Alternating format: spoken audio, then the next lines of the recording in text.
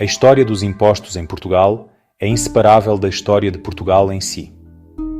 Tudo começa não com leis complexas ou formulários digitais, mas com o próprio solo sobre o qual o reino foi fundado. À medida que Portugal emergia das névoas do século XII, seus primeiros reis enfrentavam uma tarefa monumental: construir e defender uma nação. Para isso, eles precisavam de recursos, e a principal fonte de riqueza era a terra.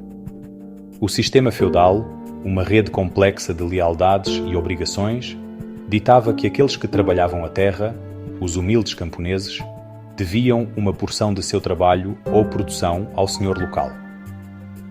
Isso era a tributação em sua forma mais primal, um tributo direto pago em troca de proteção e do direito de cultivar um pequeno pedaço de chão. Esses impostos iniciais estavam longe de ser uniformes, variando de uma região para outra. O rei, embora a autoridade suprema, não tinha um tesouro centralizado como imaginamos hoje. Em vez disso, a sua renda fluía de suas próprias terras reais e de tributos específicos. Para trazer ordem a esse mosaico, os monarcas começaram a emitir forais, ou cartas reais, para cidades e vilas. Esses documentos delineavam os direitos e deveres dos habitantes, incluindo os impostos específicos que eles eram obrigados a pagar. Impostos sobre mercadorias no mercado, taxas pelo uso do moinho e do forno da cidade, pedágios para atravessar uma ponte, cada um pequeno riacho alimentando o maior rio das finanças do reino. À medida que o século XV amanhecia, os ventos da mudança começaram a soprar, levando as caravelas portuguesas para horizontes desconhecidos. A era das descobertas não era meramente uma aventura, era uma empreitada nacional imensa que exigia investimentos sem precedentes. Essas viagens eram extraordinariamente caras e arriscadas, e a coroa precisava de uma forma de financiá-las. Assim, o sistema tributário teve que evoluir.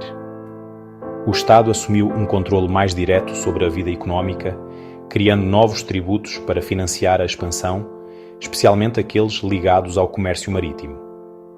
A riqueza fluía da África, do Brasil e das Índias, e a coroa reivindicava sua parte.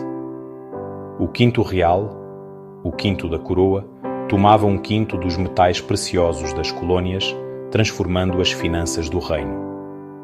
Ele financiou mosteiros e palácios magníficos. A coroa estabeleceu monopólios sobre bens valiosos, particularmente especiarias, pimenta, cravo, canela, enchendo seus cofres e aprofundando a complexidade fiscal. As alfândegas tornaram-se centros de imensa atividade, processando taxas sobre cargas exóticas, especiarias e ouro, açúcar brasileiro, marfim africano, tecidos finos indianos. No entanto, o sistema estava longe de ser equitativo. A nobreza e o clero desfrutavam de isenções, enquanto mercadores, artesãos e o povo comum suportavam preços mais altos em bens cotidianos como o sal, ele mesmo fortemente tributado. Em essência, o Estado tornou-se o principal beneficiário da expansão imperial, um acionista na descoberta, enquanto os impostos medievais baseados na terra persistiam ao fundo. Uma burocracia crescente administrava os tributos, guiada por princípios simples: controlar rotas comerciais, monopolizar os bens mais lucrativos e tributar o fluxo da riqueza colonial. Um modelo que definiria Portugal por séculos. O século XVIII, a era do Iluminismo, trouxe novas ideias que desafiaram o modelo imperial. Após o devastador terremoto de 1755, o Marquês de Pombal liderou reformas para modernizar e reformular o sistema tributário. Ele centralizou a coleta de impostos, arrancando o controle de privilégios locais e fortalecendo o Estado e a estabilidade fiscal. As reformas introduziram tributação direta visando riqueza e renda, criaram companhias comerciais, reestruturaram indústrias e financiaram a reconstrução de Lisboa. No entanto, a maior parte da receita ainda vinha de impostos indiretos sobre consumo e comércio. As guerras napoleônicas atingiram forte. A corte real fugiu para o Brasil. O século XIX Viu a luta entre liberais e absolutistas, guerras civis e a perda do Brasil. Governos construíram um sistema tributário nacional estruturado, desmantelando forais medievais e privilégios para aplicar impostos de forma mais uniforme. A contribuição predial, um imposto moderno sobre a propriedade, surgiu à medida que a indústria se enraizava, trazendo impostos sobre lucros industriais e negócios urbanos. Em 1910, a monarquia caiu. Portugal tinha uma administração fiscal modernamente reconhecível e a Primeira República buscava um sistema mais justo apesar da instabilidade. Líderes propuseram um imposto de renda progressivo para transferir o ónus do consumo para a renda e a riqueza, mas a instabilidade frustrou reformas profundas. Um golpe militar inaugurou o Estado Novo. Impostos centralizados e eficientemente coletados serviram a obras públicas, o império e a segurança do Estado. Em 1974, a ditadura caiu.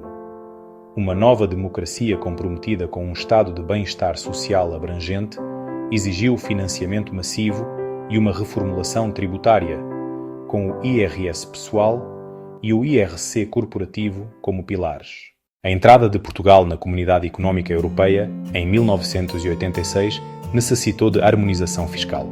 O Imposto sobre o Valor Acrescentado, IVA, substituiu uma rede de impostos sobre vendas e rapidamente se tornou uma pedra angular da receita estatal, modernizando o arcabouço sob diretivas europeias. Hoje, o sistema de Portugal é uma tapeçaria. Impostos diretos, IRS e IRC, e impostos indiretos dominados pelo IVA. O Imposto Municipal sobre Imóveis, IMI, financia os municípios. Contribuições obrigatórias para a Segurança Social, TSU, são pagas por trabalhadores e empregadores. O debate continua sobre equilibrar receita, crescimento e o ónus sobre as famílias. A tecnologia transformou a relação contribuinte-Estado, declaração online, faturamento eletrónico obrigatório e supervisão baseada em dados. A autoridade tributária e aduaneira cruza-referencia informações para combater a fraude, aumentando a eficiência e a transparência, enquanto levanta preocupações com privacidade. Desafios se avizinham, uma população envelhecida e a transição verde. A economia gig digital borra fronteiras. Novos impostos visarão emissões de carbono e serviços digitais? Como o Estado tributará a renda ganha através de fronteiras por meio de um laptop? A história fiscal de Portugal espelha sua história mais ampla, moldada por guerra, exploração, revolução e agora tecnologia. Seu futuro se adaptará, como sempre, para financiar as necessidades coletivas de uma nação.